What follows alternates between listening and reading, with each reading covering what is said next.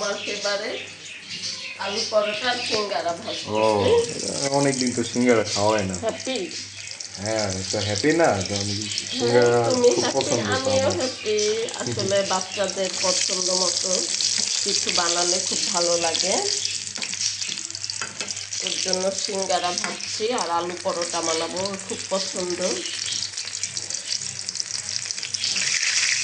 তো আপনারাও বাচ্চাদের পছন্দ মতো ঘরেই বানাবেন, বাইরের খাবার আসলে অনেক আনহেলদি। এর জন্য ঘরেই যতটা পারেন ঘরে বানাবেন।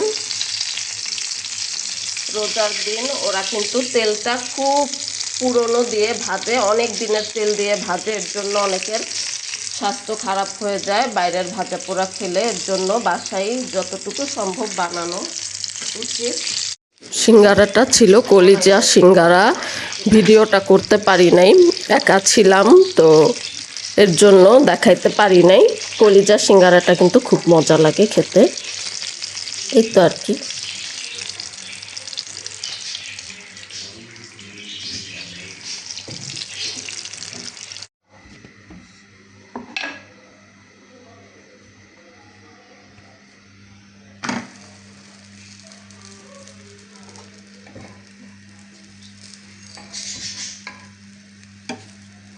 এটা কি? আলু পরোটা, আলু পরোটা বানাই।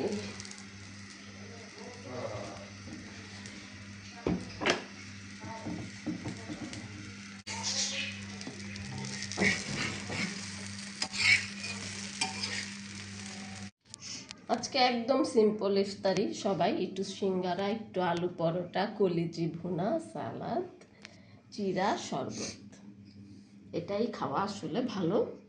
বেশি কিছু খেলে খারাপ লাগে। এই যে আমাদের একটা শুনি বাচ্চা, তুমি কি খাচ্ছ? চিরা দই, গুড বয়। আর তুমি?